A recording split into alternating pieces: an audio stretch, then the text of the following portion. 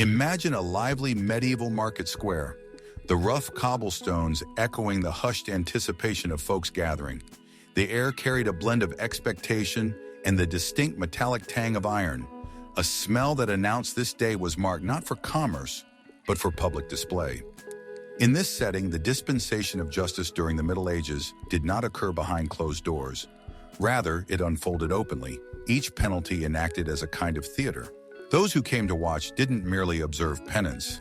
They absorbed the palpable fear, the resonant clink of shackles that served as a grim introduction, the cries that formed a sorrowful accompaniment. In this specific historical period, quiet was seldom found. Sounds were muffled by materials like leather and metal, while physical suffering became the tongue of truth, or perhaps a quiet admonition. This was a medieval environment where the administration of law was as much about the showmanship as it was about the sanction itself. During this epoch, legal consequences were made fully visible to everyone present, effectively converting the central squares of towns into stages where the harsh outcomes of human failings were dramatically presented for all to behold. Here, solemnity intertwined with theatricality, serving both a significant societal function and acting as a form of public diversion. Unlike the frequently isolated judicial procedures of the present day, the enforcement of statutes in the medieval era heavily relied on its public visibility and the engagement of the populace. Public forms of punishment such as capital executions, floggings, and brandings served as graphic and immediate lessons, not just in the dictates of the law, but also in the expected standards of social behavior. The prevailing medieval viewpoint held that such communal exhibitions were essential for averting chaos and maintaining societal structure. The gallows, frequently placed prominently in the central part of a settlement, became more than just devices for carrying out death sentences. They stood as critical points around which community life revolved. As the individual facing execution was brought forward, the assembled multitude grew, their collective low voices rising. The main streets carried the sound of the gallows wood groaning ominously, while the hangman's line seemed to murmur of the imminent end. These sounds reached beyond the immediate vicinity, acting as a vocal announcement as powerful as any official proclamation, enveloping the residents in a collective state of communal awareness and shared apprehension. As the fatal act commenced, often a profound stillness fell over the assembly, a shared held breath before the final moment. At this juncture, the gallows transcended their physical purpose, becoming starkly significant emblems of the state's unyielding power over existence and legal norms. Within these unsettling public rituals, justice assumed its most dramatic character, its seriousness interwoven with a tension that contained elements of dread mixed with solemn observance. Distinct from everyday occurrences, each such event was extended in duration. Its ceremonial aspects were intended to leave a deeply impressed mark on the minds of all who were present. Beyond the execution site, public shaming functioned as another potent instrument, targeting a person's inner state more directly than their physical form. Medieval communities frequently used stocks and pillories, placing them clearly visible in the busy market areas. In these devices, those confined became involuntary spectacles, compelled to endure not merely the physical discomfort of their constrained postures, but also the jeering, verbal abuse, and scorn of the onlookers. Stripped of their honor, the individuals being punished were publicly identified as individuals straying from societal norms.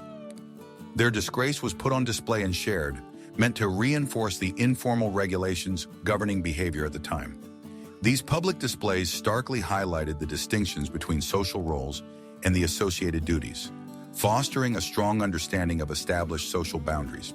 For those subjected to the stocks, the discomfort often lingered long after they were physically released, marking them with an invisible imprint far more enduring than any physical scar. Yet beyond the suffering of the individual, such spectacles served communal purposes. They functioned as necessary reminders that reaffirmed the established social hierarchy through both the performance itself and the reactions of the gathered observers. Central to these solemn ceremonies stood the executioner, a figure simultaneously viewed with disdain and acknowledged necessity. Although his role was indispensable to the judicial process, the executioner's place within the community was marked by deep ambivalence. A professional whose duty involved grim tasks, He was simultaneously a vital participant in the medieval theater of justice and an outsider living apart from mainstream society due to the dark nature of his occupation. Possessing the skill to balance the requirement for precision with the inherent brutality of his work, the executioner underscored the authority of the law with every carefully executed action. In medieval times, the experience of pain took on a dimension relevant to the community. The suffering of an individual held less significance than how the community interpreted that suffering. Each act of punishment functioned as a public declaration, a lived demonstration of the consequences for failing to conform.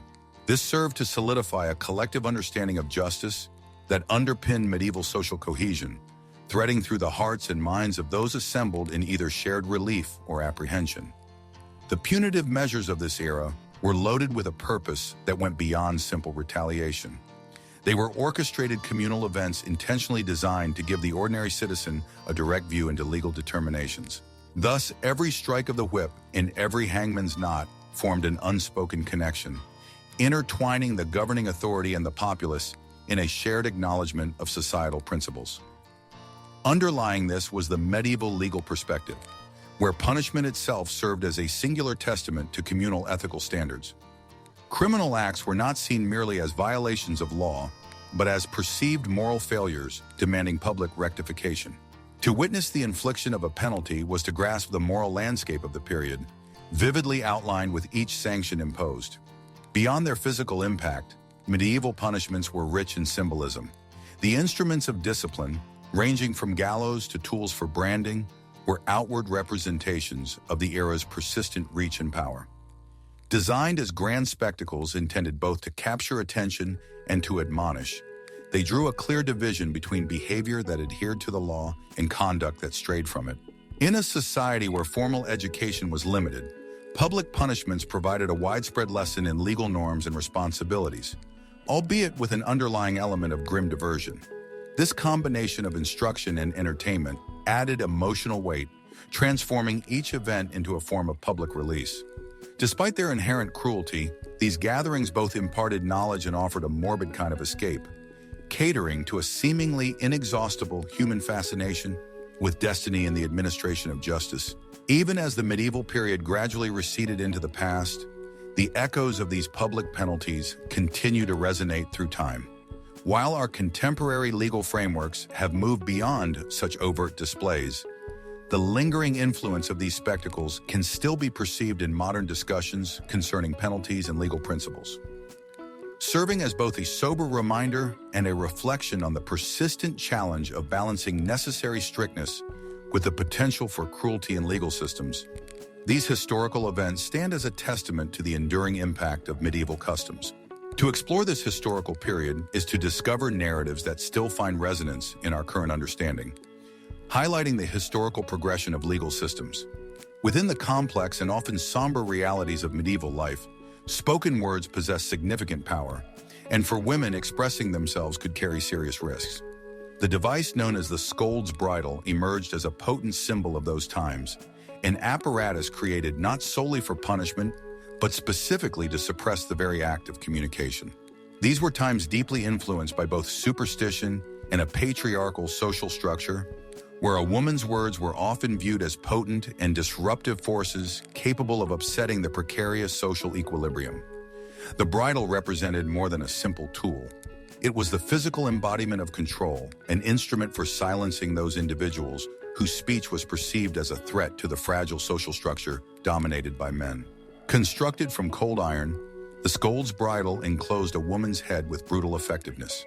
A tightly secured arrangement of straps and metal fasteners, it included an iron piece or a plate fitted with spikes that pressed painfully against the tongue, making any attempt to speak a source of intense discomfort.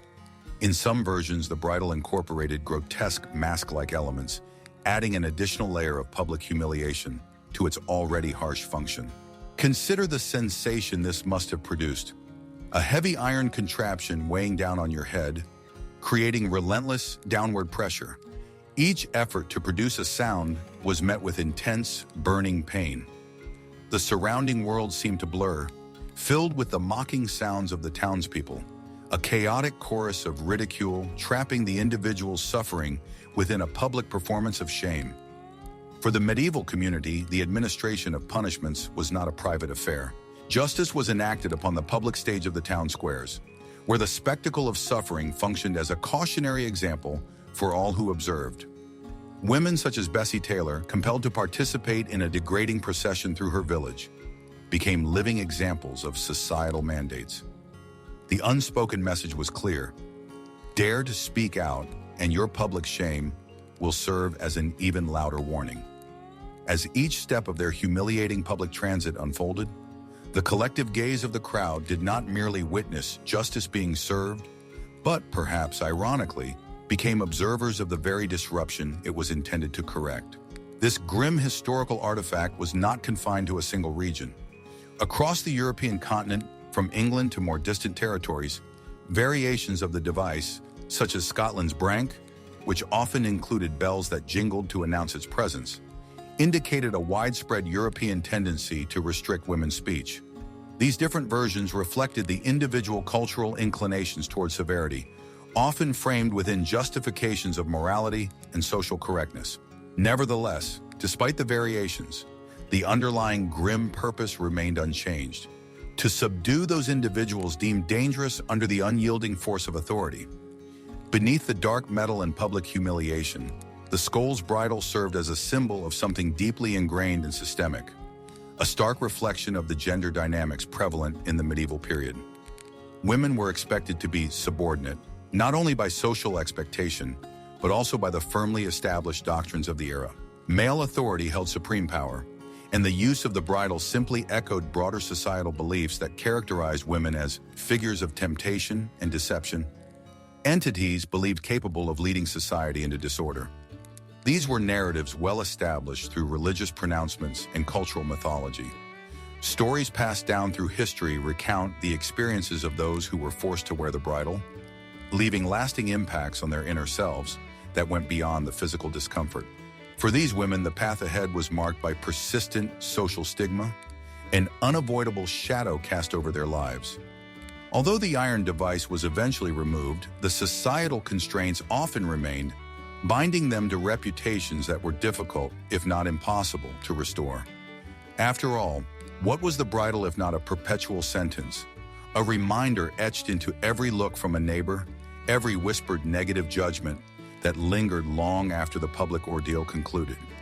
Ironically, the very instrument that legal authorities considered necessary to quell disorder frequently served to intensify it, causing tongues to wag anew with each public display of the device. By attempting to enforce social harmony through methods of brutality and subjugation, the society merely perpetuated the very disruption they sought to eliminate. Painfully evident was the inherent paradox of a culture determined to suppress vocal disagreement with tools that, through their harsh imposition, inadvertently invited resistance, perhaps unspoken, but no less pervasive in its effect. As we look back through the passage of time, the scold's bridle stands as a grim emblem, a lesson imprinted in iron about the dangers inherent in silencing voices. Although the physical device itself has disappeared into the records of history, its legacy serves as a cautionary tale, urging vigilance against the subtle forms of suppression that persist in contemporary guises. Recognizing the suffering endured and the resilience shown in these accounts should prompt us to fiercely protect the progress made toward achieving gender equality and the freedom of expression, gains achieved through centuries of struggle. By studying these unsettling historical accounts, a man equips himself to contribute to a more equitable present and future, ever conscious of the potential for suppression that remains just a short distance from the secure space of rights and the ability to speak freely. At the core of the medieval period, the administration of justice and the concept of the divine were so intimately linked that it was often challenging to distinguish where one ended and the other began. The realm of the supernatural felt as real and immediate as the ground beneath their feet, and people frequently turned to what they perceived as God's judgment to resolve disputes that were too complex or sensitive for human deliberation. In an era lacking sophisticated methods of forensic examination, the system known as trial by ordeal served as the divine validation, a procedure that was both imposing and frequently terrifying. Participation in these ordeals was not a choice made by the accused individual.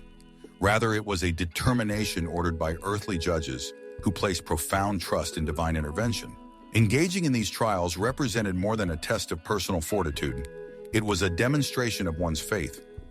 People genuinely believed that the power of the divine was invisibly present, capable of altering the course of events. The result was a public spectacle that drew communities together to witness what they understood to be God's justice unfolding before them.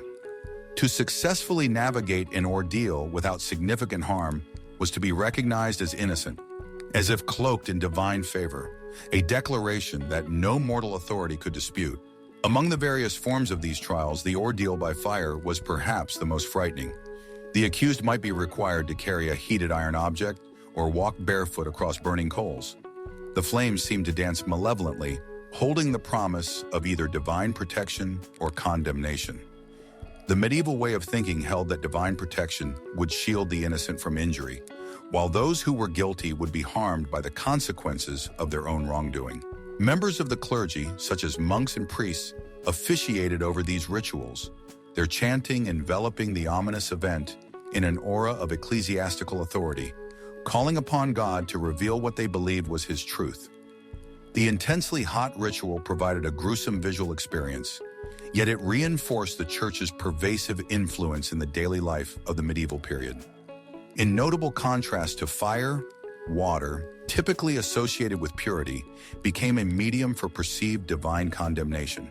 In the water ordeal, the accused individuals were lowered into water, often with their limbs bound and sometimes weighted down. Their culpability was believed to be determined by how they reacted to the water's buoyancy. Floating was interpreted as a sign of guilt, while sinking indicated innocence, although the act of drowning itself did not affect their perceived final divine verdict. Water-based trials were conducted with serious ceremony, with clergy members sanctifying the water, declaring it an instrument of holy justice. These ceremonies presented a haunting paradox, as instances where innocence was demonstrated through such perilous means left communities with a sense of unease. Trial by combat represented a convergence of the ideals of chivalry and legal practice, where a person's fate might be decided by their physical strength and skill. It was a duel where God was considered the unseen judge, viewing courage and skill as indicators of innocence. This type of ordeal offered significant visual drama, with onlookers observing the spectacle unfold, perceiving it as a divine contest rather than mere physical violence.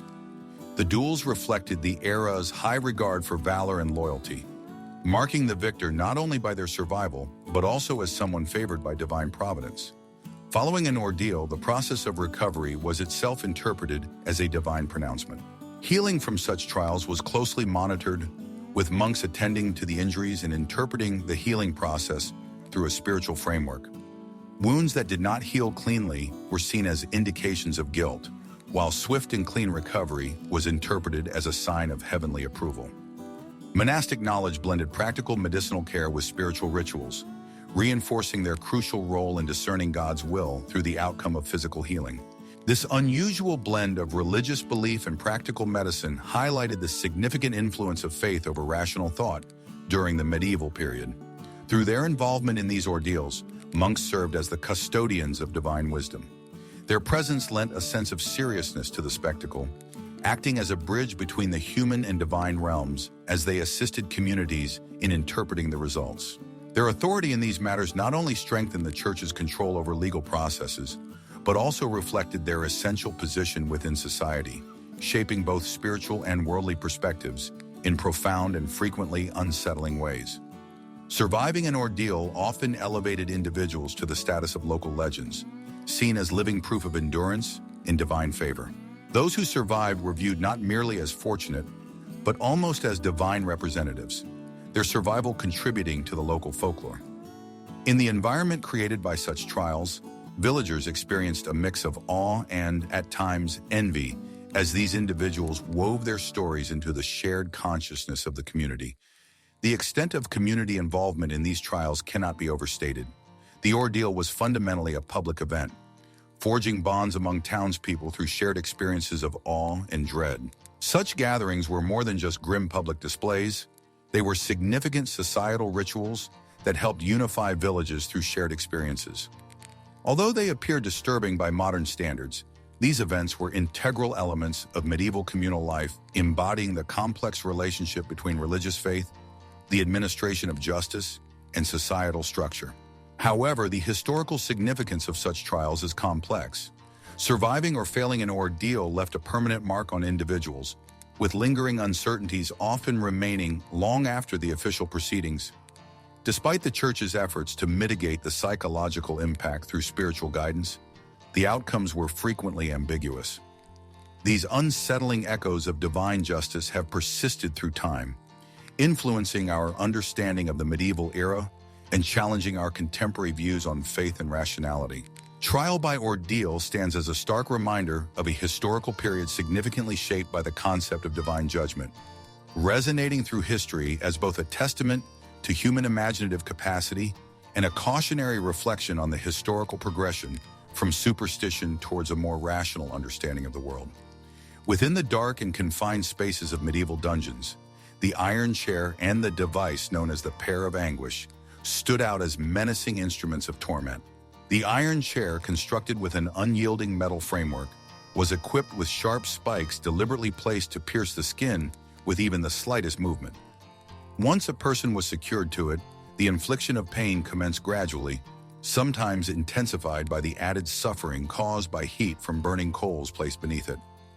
The heat that permeated the metal and transferred to the skin became a relentless companion to the already unbearable sensation of the spikes digging in. The clear objective behind this was to break an individual's will, to extract confession, or something that could be interpreted as such, from statements born of desperation. This instrument of suffering, with its deliberately cruel design, represented a grim achievement in causing pain, a demonstration of human inventiveness twisted into a tool of sheer terror. Equally dreadful was the device known as the pair of anguish, deceptively harmless in its name. This instrument was a creation of pure malevolence. Appearing initially like a metallic piece of fruit, once inserted into a victim's mouth or other bodily orifices, its true function became apparent. With a turn of a screw mechanism, it expanded mercilessly, tearing through soft tissues with precise, unstoppable force. This disturbing apparatus was as much a psychological weapon as a physical one, capable of shattering the mind even as it inflicted damage upon the body. The underlying reasoning behind the use of such crude instruments reflected a medieval belief that intense pain could act as a means of purification, separating truth from falsehood, similar to how one might separate grain from chaff.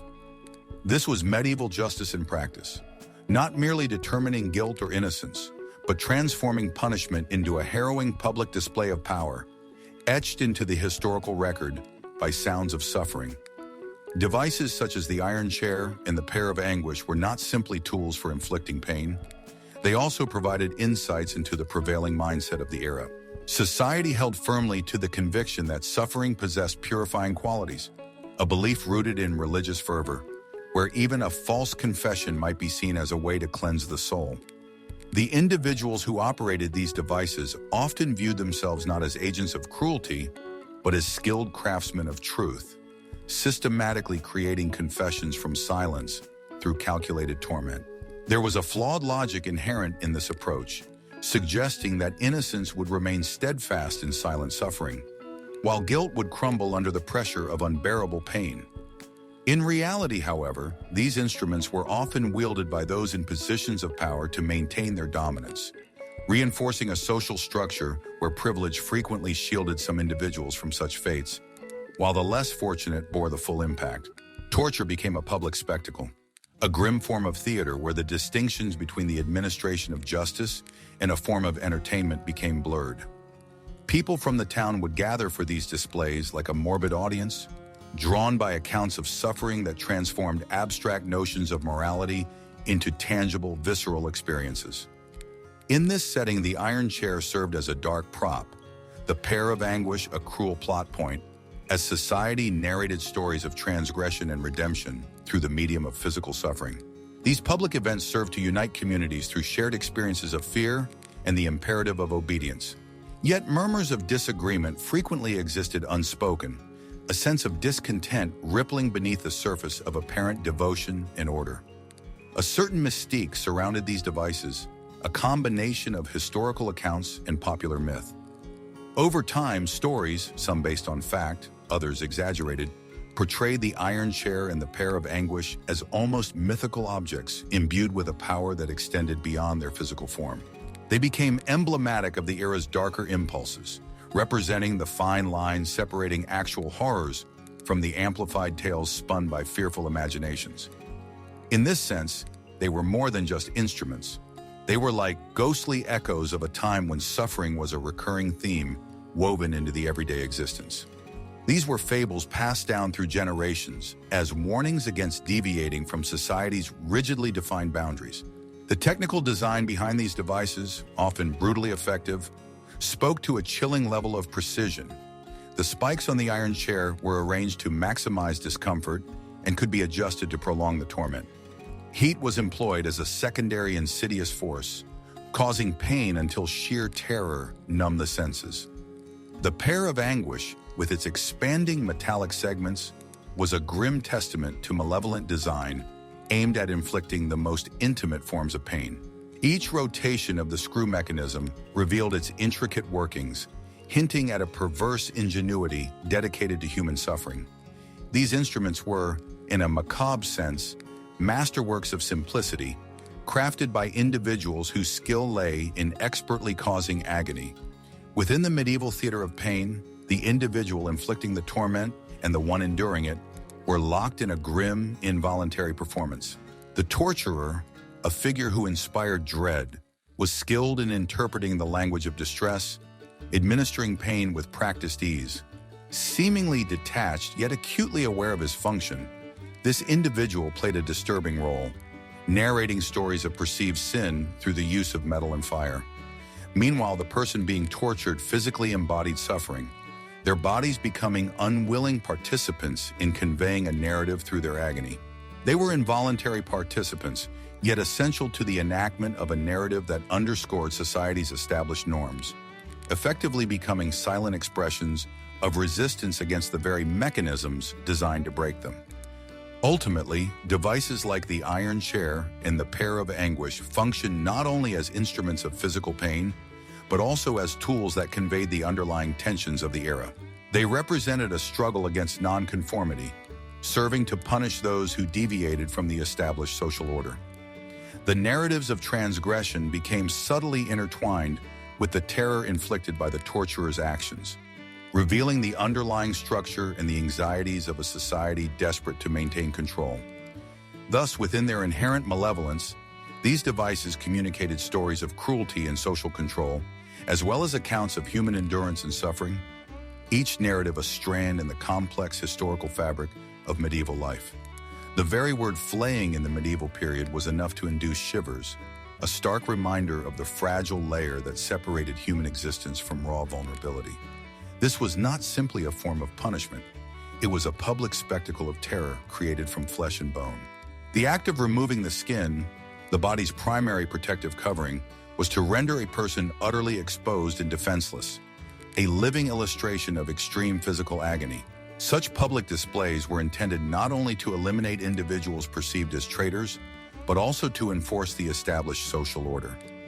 It was a ritual that mirrored the concept of divine retribution, where a public demonstration of severe suffering was sometimes viewed as a necessary step towards achieving a form of absolution. According to the medieval worldview, these brutal acts served a purpose beyond the mere administration of justice. They were believed to reflect the purifying force of divine punishment, transforming human cruelty into a distorted path towards a form of spiritual cleansing. Reserved for individuals who had committed acts considered the most severe forms of betrayal, flaying was a punitive measure as infrequent as it was merciless. To betray one's king, family, or community was regarded as an offense of immeasurable gravity. The agonizing sounds produced by the victim served as a powerful and immediate reminder that loyalty was held to be of greater importance than life itself. The process of flaying was sometimes carried out slowly, in deliberate stages, with each layer of skin methodically removed while the onlookers absorbed the horror of the scene. This constituted more than a merely gruesome public display. It was a chilling form of public communication. By deeply embedding fear within the collective psyche of the community, medieval authorities constructed a visual message about the severe consequences of disloyalty, stripping away not only a person's physical covering, but also their very sense of self and connection to humanity. This served not only to punish the individual, but also to implant a psychological mark on the collective memory, ensuring adherence to the bonds that held their fragile society together. Within this macabre public theater, the individual responsible for carrying out the execution assumed a role that was both notable and feared. It was an occupation often inherited or acquired out of stark necessity, demanding not just physical strength, but also a disturbingly precise skill and detailed knowledge of human anatomy. The instruments used by the executioner, sharpened blades, hooks designed for gripping and tearing, and specialized tools for separating skin from underlying tissue, were integral to his grim profession. Flaying required more than physical power. It was, in a dark sense, a skilled act, slowly dismantling a person, affecting both their physical form and their perceived spiritual state. Each incision served as a grim warning to all present, echoing the fate that awaited anyone who dared to challenge the established social order. While often shunned, executioners held a specific kind of power and were accorded a certain level of respect. Their skills were considered essential for maintaining societal norms, serving as living embodiments of the law's most severe aspect.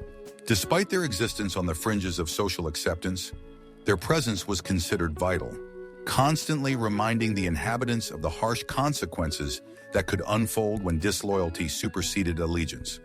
This peculiar status highlighted the fluid boundary between generally accepted social practices and their brutal enforcement, portraying the executioner as both an outcast and, paradoxically, a guardian of the social structure. In the intricate fabric of medieval life, the concepts of administering justice and seeking vengeance were frequently indistinguishable, with personal animosities often intertwining with public acts of cruelty. Flaying, in particular, became entangled in political maneuvering, where personal grudges were disguised as fulfilling public duty. Although presented as a penalty for serious acts of betrayal, flaying was occasionally exploited as a means to settle personal scores between individuals or factions. Beneath the overt public display of legal action lay unspoken accusations and simmering resentments, where struggles for influence could determine who ultimately faced the executioner's blade. Public flaying events served a dual purpose, functioning as both political tactics and forms of social commentary, with those in positions of authority shaping narratives of disgrace for their rivals. In the public spaces of markets and town squares, the clear distinction between justice and personal retaliation often became blurred, the destiny of the individual being punished, frequently influenced as much by malice as by their actual offense, unfolded in the subtle context of whispered antagonism, revealing the community's underlying anxieties. Those who observed were not passive participants in this grim drama. They were central figures, witnessing the terrible results of unchecked disloyalty. The act of public participation underscored the unstable balance between authority and potential disorder, where a person's very skin became a powerful symbol in the pursuit of influence and power. The stories of those who were flayed alive resonated long after their cries faded, echoing through succeeding generations. Reginald Legal, a Norman knight, remains a figure remembered in history as a victim of this brutal fate, accused of betraying his liege lord. His body, having been stripped of its skin, stood as a silent testament to the unforgiving nature of the requirement for loyalty within the feudal system, a ghastly visual warning against acts of treachery. His story extends beyond the horror of his death, illustrating the fragile network of power where a knight's position was intrinsically linked to the favor of his lord. These accounts offer insights into the lives of individuals caught within the unforgiving grip of medieval legal processes, highlighting their complex interaction with the power dynamics of their time. Frequently, the line between historical fact and legendary account became further obscured, intensifying the impact of these stories on the collective memory. Another narrative, possibly exaggerated but rooted in genuine fear, tells of a member of the clergy who was flayed, not only for alleged sacrilege, but also because of the intricate political forces tied to his position within the church hierarchy. His unnamed story became a demonstration of both divine authority and noble power, illustrating the personal cost incurred in the playing of political games. These historical accounts resonate beyond the pages of history, their implications starkly clear. The medieval world was undeniably harsh, and its legal system served as a cautionary example for a population ensnared in a perpetual cycle of authority and mutual suspicion. During the medieval period, the separation between the human world and that of animals was often as indistinct as the smoke that lingered above a busy village gathering place. Animals were essential to human existence, working alongside farmers in the fields, transporting goods, and frequently sharing living spaces. Given this close association, it was not unusual for animals to be brought within the human framework of laws and the administration of justice. Picture a scene where pigs, chickens, and even insects found themselves appearing before legal bodies, accused of peculiar offenses that seemed to belong in a distorted fairy tale. These legal proceedings, however, were more than just remnants of superstitious beliefs or arbitrary whims. They reflected a medieval perspective that extended the reach of legal principles to encompass all creatures, including those in the natural world. The logic behind these unusual court proceedings was grounded in a combination of two beliefs. Firstly, animals were considered capable of having intentions and a sense of morality, potentially influenced by malevolent forces, thus justifying human legal intervention. Secondly, these trials served a function for the community, providing a structured way to channel collective sorrow and anger into a formal act of justice, thereby bringing a sense of order out of the chaos that followed unexplained misfortunes, such as poor harvests or the death of a child. Pigs, for instance, could find themselves in the position of defendants, accused of causing harm. They were treated with the same seriousness as human individuals facing charges. Imagine a tribunal where a pig, perhaps restrained to emphasize its perceived subservience, stood before a judge and jury. Legal representatives presented arguments, witnesses were called, and the community gathered to observe the process of justice unfolding. Such events were neither swift nor conducted in jest. Rather, they represented an aspect of medieval legal systems striving for a form of procedural consistency. Pigs frequently faced sentences of death by hanging or burning, with crowds pressing forward to catch a view of the unfolding drama. However, not all such stories concluded with grim outcomes. Clerical figures sometimes intervened, navigating the complex legal system to secure pardons for the animals. These interventions highlighted the pervasive influence of the church, demonstrating the intertwined nature of law and religious belief, and often redirecting blame from the animal to unseen demonic forces. Chickens were sometimes accused of unusual behaviors, such as laying eggs that villagers believed were the result of dark witchcraft. Such cases were treated with considerable seriousness, as the feared basilisk, a creature believed to be born from a rooster's egg, was reputed to cause disaster with merely a glance. The ritualized execution of these birds served both as a public spectacle and as a perceived defense against the practice of dark magic, a decisive action taken in a world deeply influenced by superstition and fear. These trials, which involved elements like burning at the stake and procedures accompanied by prayers, illustrate an era attempting to comprehend the mysteries of the natural world, seeking to exert control through ritualistic actions that blended folklore with the authority of the legal system.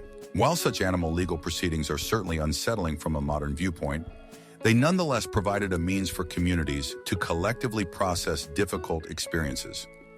In the public squares of villages, beneath skies often hazy with smoke from cooking fires and hearths, the public assemblies for these trials became significant communal events where shared distress could find expression.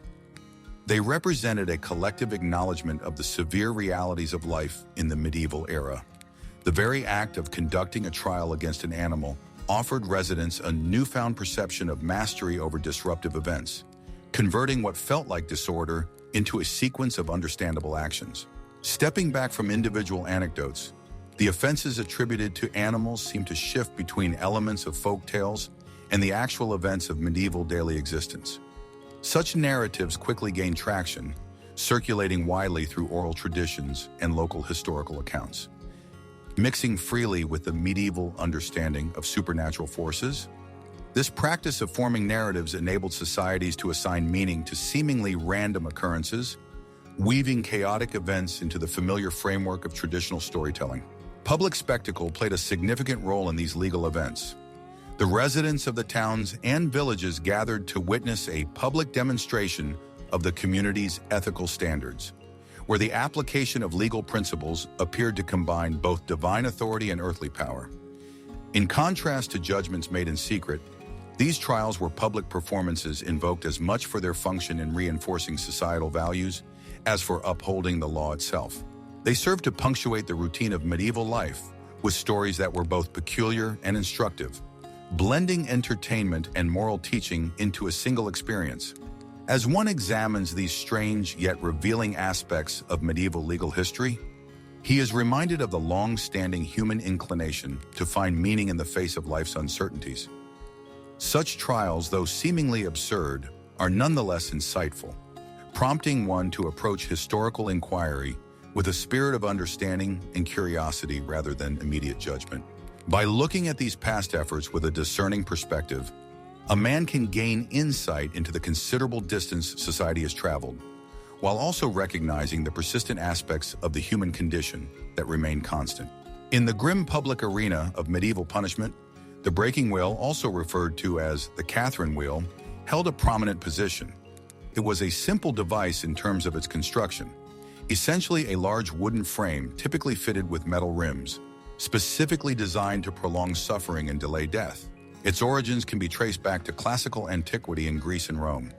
Yet it gained particular notoriety in medieval Europe as a tool employed for punishing individuals who had committed offenses deemed most severe, such as robbery, murder, and acts of treason. The wheel was not merely an instrument used to cause death.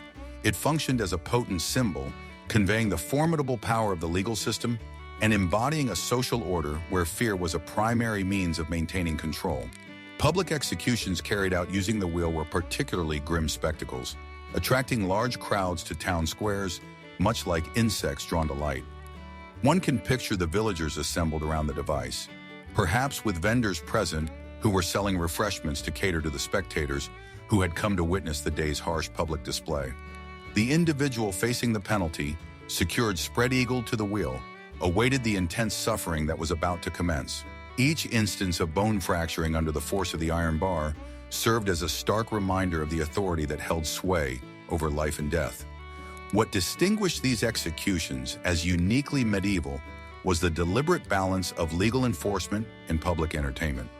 This combination made the method an instrument of psychological intimidation as much as it was a form of physical punishment. While its origins were older, the wheel truly flourished as a central element of medieval punitive practice, representing a period when the public performance of punishment was considered as essential as religious ceremonies. Kings and courts utilized the wheel not solely for the purpose of criminal retribution, but also as a form of political theater, a public demonstration of power where the determination of guilt or innocence sometimes depended more on an individual's social status than on their actual deeds. However, the device also became associated with legendary accounts, as exemplified by the story of St. Catherine of Alexandria, who is said to have miraculously survived an execution attempt on the wheel through divine intervention, causing the wheel itself to shatter. Such tales infuse the use of the wheel with an element of perceived divine consequence, reflecting a historical period when earthly legal proceedings were seen as interconnected with celestial forces. The process of the punishment itself was specifically engineered to maximize the duration and intensity of suffering.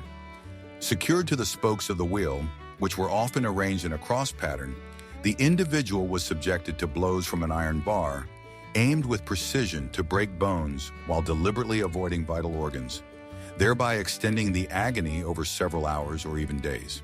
As bones were broken, each sickening audible snap was met with gasps from the assembled crowd.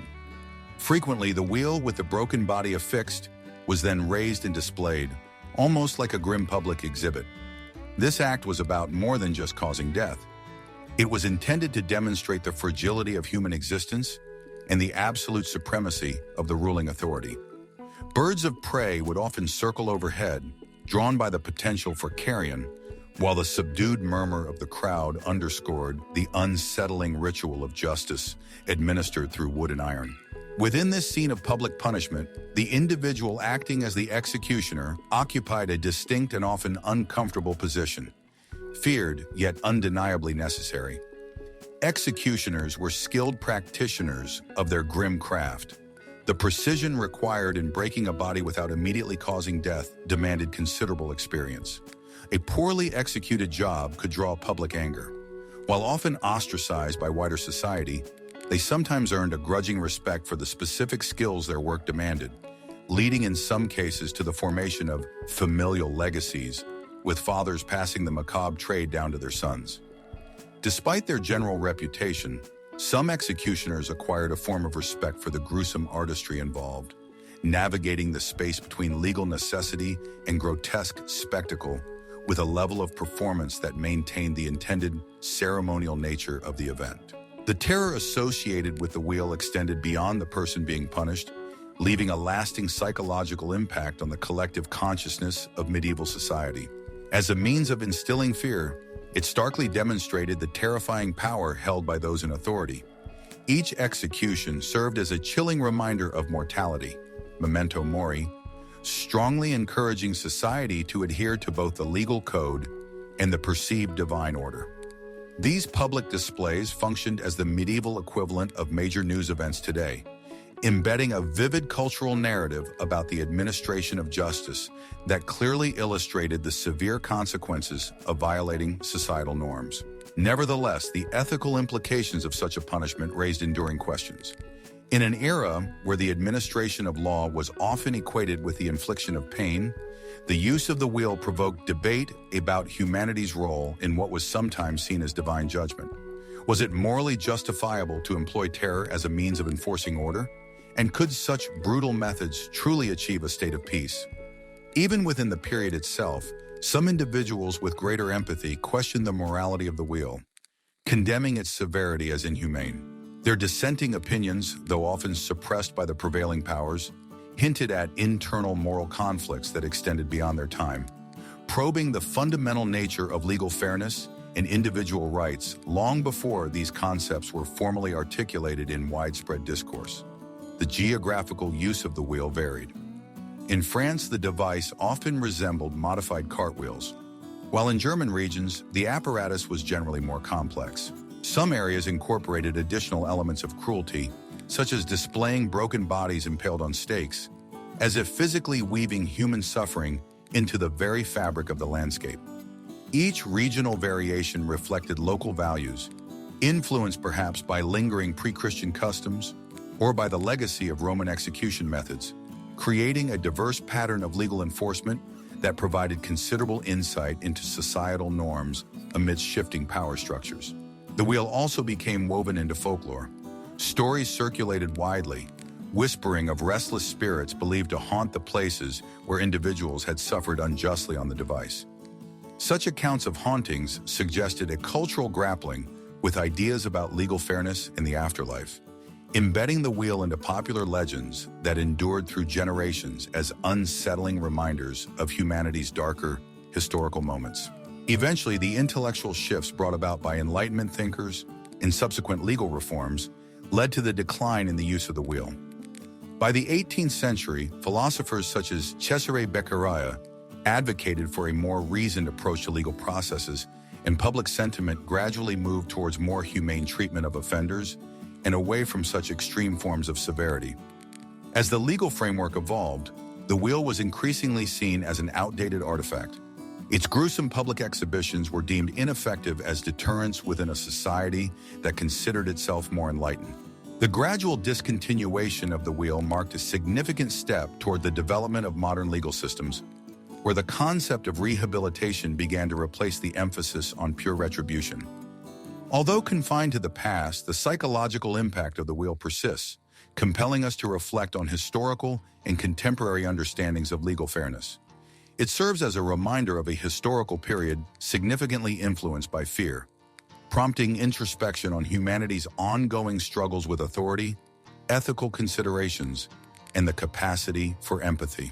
It remains a haunting artifact from a historical world where the administration of legal consequences often seemed to revolve around the rim of a wooden wheel. In the active public areas of medieval towns, the administration of legal consequences was a public matter, a crucial component in maintaining the established norms of society. The act of inflicting punishment was not solely about causing pain, but about ensuring that the suffering was witnessed by everyone present, thereby reinforcing communal boundaries through a public performance of ethical lessons. The image of an individual facing public disgrace, humiliated in front of their neighbors and peers, served as a potent deterrent to anyone who might consider acting outside the accepted norms. This element of public spectacle was critically important, transforming what could have been private penalties into significant public declarations about the values and expectations of the community. Among these forms of public shaming was the well-known drunkard's cloak. One can visualize a person stumbling awkwardly through the street, encased within the confines of a barrel. This specific punishment was devised not only to cause physical discomfort, but also to serve as an unmistakable visual sign of disgrace. It turned the wearer into a living object lesson about the risks of excessive alcohol consumption, a clear reminder that sobriety was considered a virtue and that those who indulged too much were perceived as a threat to the social order. For the person being punished, the familiar surroundings of their town became a hostile environment filled with the jeers and mocking laughter of their neighbors, driving home the severity of their transgression. A similar form of public shaming was the flute of shame, a medieval device created to ridicule singers and musicians whose performances were deemed unacceptable due to errors or lack of skill. Shaped like a musical instrument, this iron mask effectively silenced its wearer in an ironic manner. The individual was paraded through the main streets, often the market area, enduring the taunts and heckling of the observers. It functioned as both an instrument of confinement and a form of public rebuke, a silent admonishment that was perceived as more impactful than any dissonant notes they might have produced. Confined within this mask, offenders experienced a strange form of isolation. A grim display of irony and the loss of identity played out in an unwelcome quietude. Social distinctions added another layer to the application of these penalties. While individuals of lower social standing and common folk frequently bore the full force of the ridicule and discomfort of public humiliation, members of the nobility typically managed to navigate their transgressions through less public means. Their wrongdoings were often discreetly handled, shielded by their wealth and social influence. Those of lower status became both the performers and the spectators in a morality play dictated by social rank, where their suffering served to reinforce the existing societal hierarchies. Yet the continuous public scrutiny thrived on these moments, transforming individual disgrace into broader narratives that reinforced the structures of medieval society. The psychological impact of such punishments was profound. While physical pain might subside, the mental scar left by being publicly mocked and shamed often remained long after the faces in the crowd had returned to being familiar neighbors and customers. In a historical period where a person's sense of pride and honor were essential to their personal dignity, the public stripping away of these attributes struck deeply.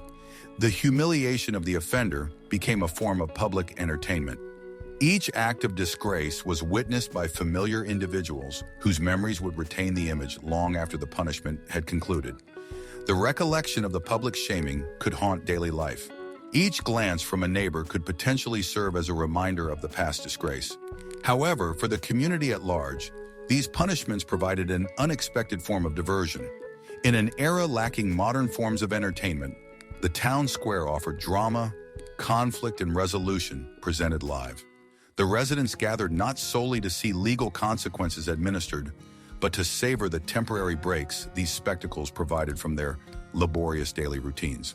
These events were emotionally releasing for the community, transforming shared curiosity about another person's misfortune into collective stories that persisted long after the public spaces had emptied. Despite the oppressive nature of these rituals, human ingenuity sometimes found ways to resist. Some individuals attempted to subvert the system, perhaps by bribing guards with small sums or by escaping under the cover of disguises in darkness. These stories of defiance circulated in hushed tones, telling of audacious escapes that challenged the firm grip of authority. Such accounts demonstrated that the human spirit possesses a strong desire for dignity and survival, even under conditions designed to humiliate and restrict. The active role of the community in enforcing the sense of shame underscores the collective power and complicity inherent in these public judgments. Every insult, laugh, or scrutinizing glance contributed to the effectiveness of the punishment's intended impact. Without this communal participation, the intended social stigma would lose its persuasive force.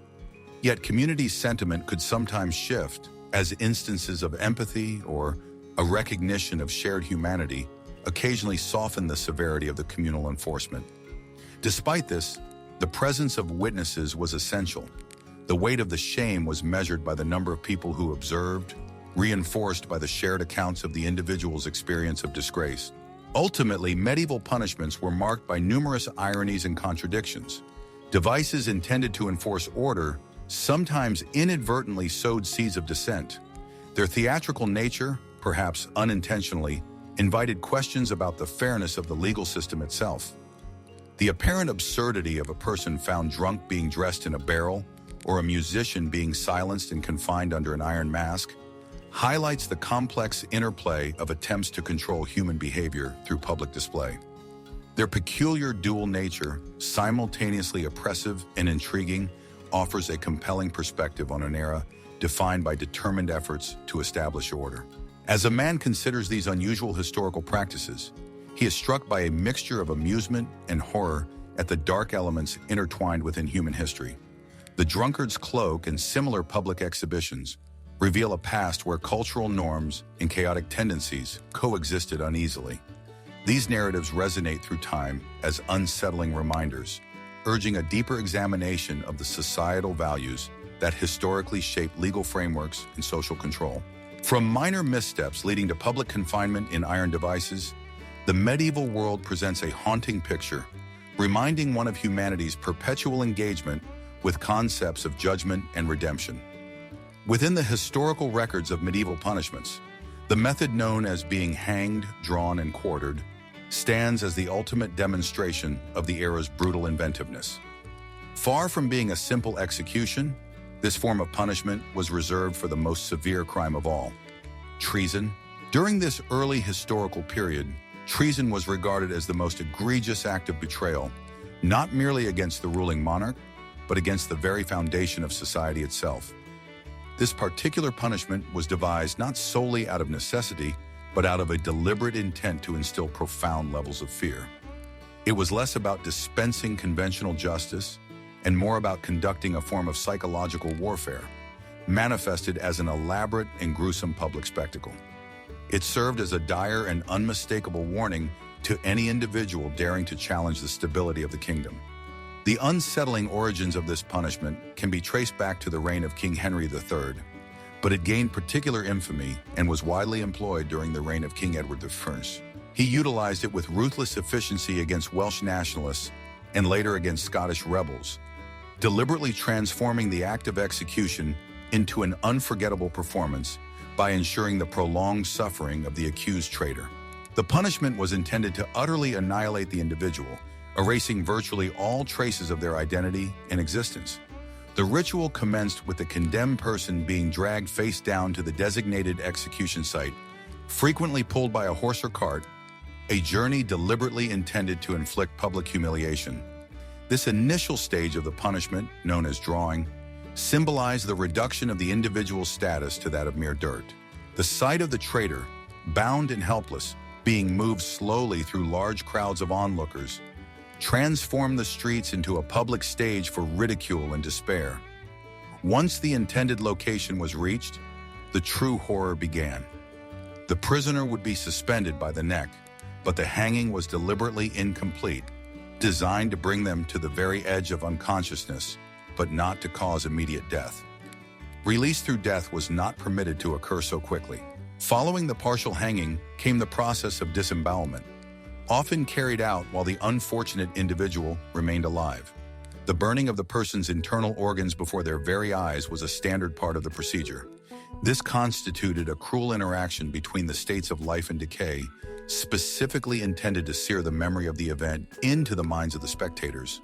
The destruction of the body's integrity continued with decapitation, an act of brutality aimed not just at causing death, but at annihilating the individual's historical legacy.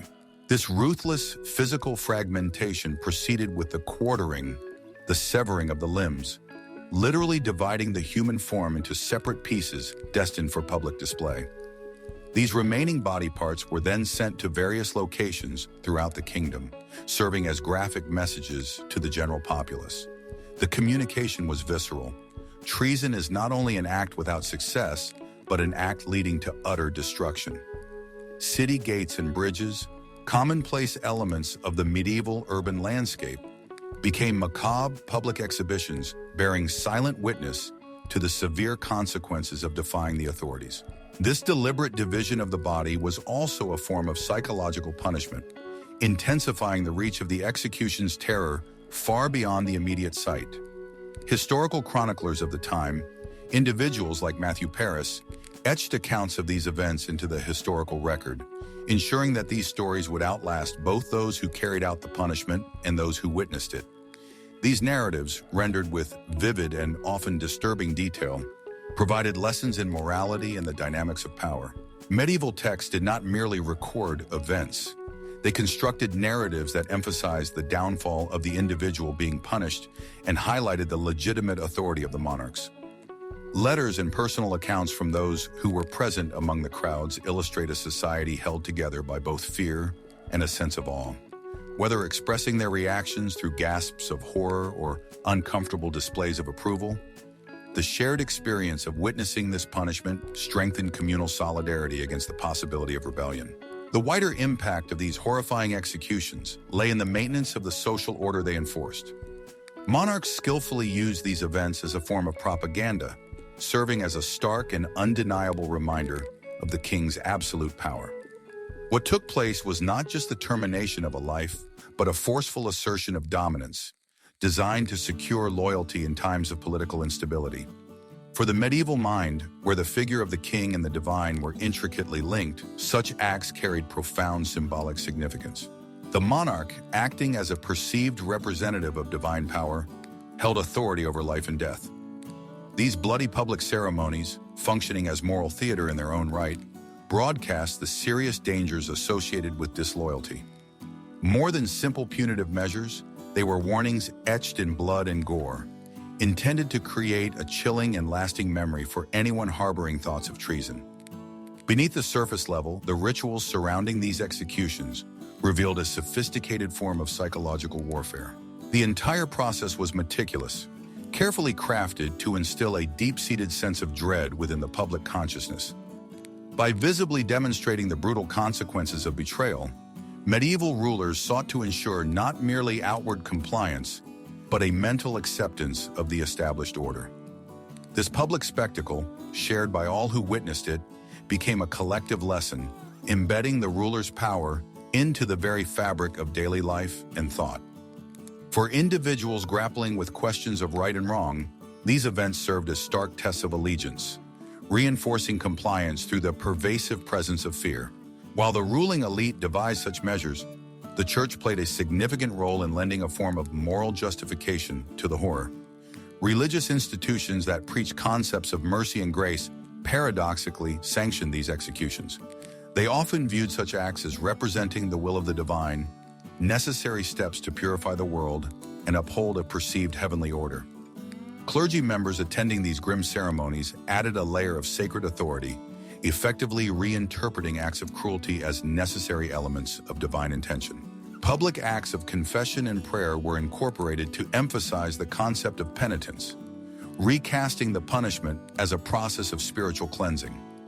When considering the gendered perspective of treason in the medieval period, women who were found guilty faced different fates, often death by burning. Female acts of treachery were sometimes seen as a specific kind of betrayal and a challenge to the era's strict gender roles. Through these distinct forms of severe punishment, society underscored the prevailing gender beliefs, with the methods of execution reflecting deeply ingrained perceptions of strength and vulnerability based on gender roles, each serving as a clear demonstration of the era's views on appropriate behavior for men and women. Through historical figures such as William Wallace and Guy Fawkes, History remembers individuals who were subjected to this fate. Each such execution often became a significant element of folklore and historical memory, imprinting narratives of resistance and rebellion into the cultural mythology. These events dramatized the political realities of the time, illustrating the dynamic tension between authority and insurrection. They were more than just brutal ends to lives.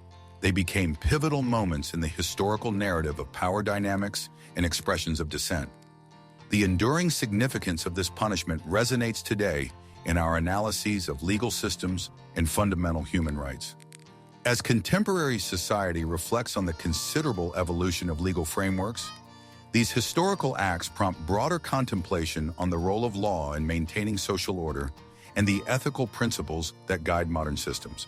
Although the specific brutality of medieval practices has largely receded into the past, its historical lesson remains relevant, a cautionary account reminding us to remain vigilant against the possibility of repeating the darker chapters of human history. Within the historical accounts of medieval Europe, the administration of justice took on a form as intricate and varied as the era itself. To truly comprehend the distinctive characteristics of medieval legal practices requires one to enter a historical world where the concept of divine will was intricately intertwined with earthly authority.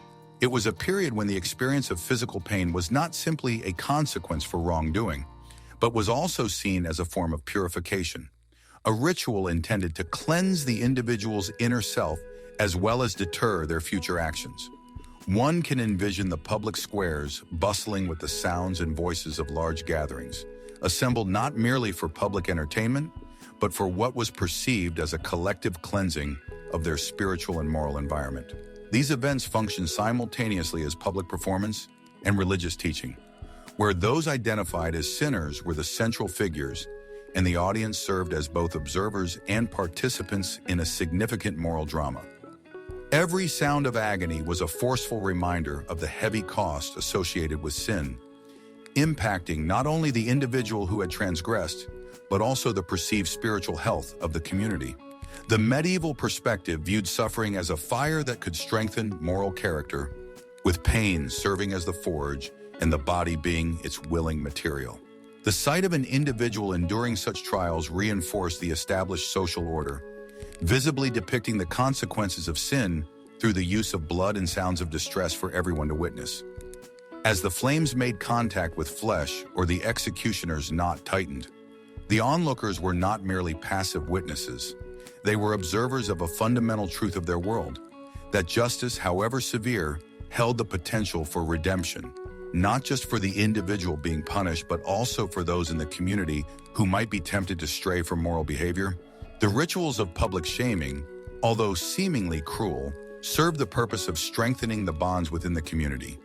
In this context, shame was not a private experience of humiliation, but a public reinforcement of shared values and accepted standards of behavior. Imagine the person being punished, perhaps dressed in ridiculous attire like the drunkard's cloak, facing the jeers and laughter of their neighbors. Each instance of mocking laughter was effectively a boundary being emphasized within the social structure.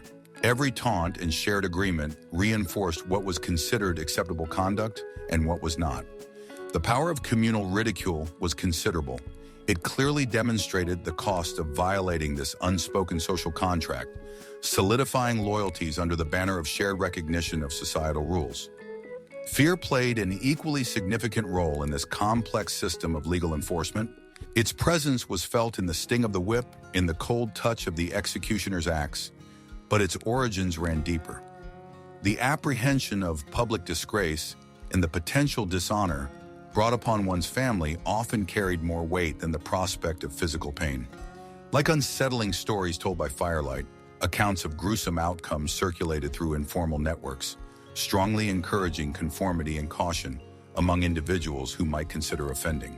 In a society where the shadow of fear was ever present, adherence to the established legal path was a course well understood, lined with cautionary tales that were passed down through generations. This historical legacy of fear, intertwined with traditional narratives, became as effective as any physical weapon in maintaining order. Superstitious beliefs closely accompanied the administration of medieval justice. offering unsettling explanations for misfortunes both significant and minor. In the trials by ordeal, the elements of fire and water were not regarded merely as physical substances, but as instruments of divine judgment. It was not human beings who were seen as delivering the verdicts, but rather the hand of the divine intervening through flames and rivers, responding to human grievances with decrees believed to originate from the heavens. Superstition, like vines wrapping around a decaying stone tower, tightly entwined itself around the legal process, with outcomes interpreted through signs and whispered messages believed to come from unseen forces. The widespread belief in supernatural intervention transformed the administration of justice into an act of faith, a solemn acknowledgement of the unseen powers believed to be at work. Yet amidst this harsh social landscape, a concept of personal improvement through the act of repentance began to emerge.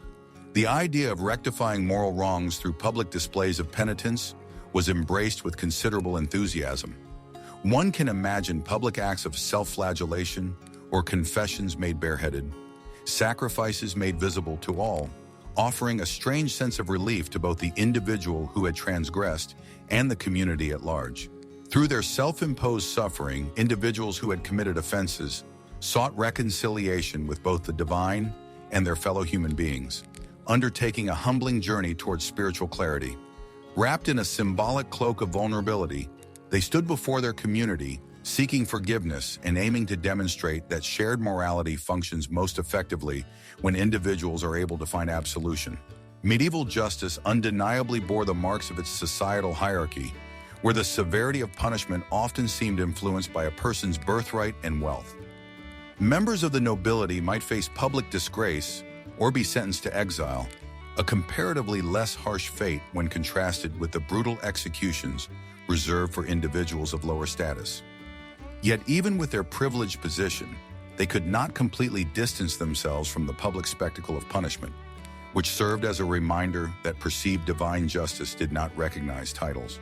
This grim impartiality acted as a thread weaving together the different levels of society into a single narrative, echoing the belief that in death, all individuals were considered equal beneath the judgment of the divine. As history progressed towards the period known as the Renaissance, a significant shift in the philosophical understanding of punishment began, ushering in new ways of thinking. The intellectual movement of the Enlightenment gradually dismantled the superstitions and harsh practices that had long dominated the administration of justice, opening the door to concepts of fundamental human rights and individual dignity. Although this transition was not immediate, it signaled a move away from a solely punitive approach towards one that considered rehabilitation, embedding within the historical timeline the potential for balance over brutality. The legal systems of today, while shaped by centuries of development, still reflect aspects of these historical periods, reminding us of humanity's journey from a state of chaos towards a more structured order, and from brutal practices towards a greater sense of fairness. Thus, by examining the historical layers of medieval legal practices, one uncovers narratives that speak not merely of simple cruelty, but of a complex human society grappling with its own ethical framework. These are historical accounts that linger in the periphery of our understanding, offering glimpses into the process of our own societal development. Amidst the historical shadows, the study of medieval justice encourages a man to ponder the significant interplay of fear, faith, and personal strength that continues to influence our contemporary understanding of legal principles and social order.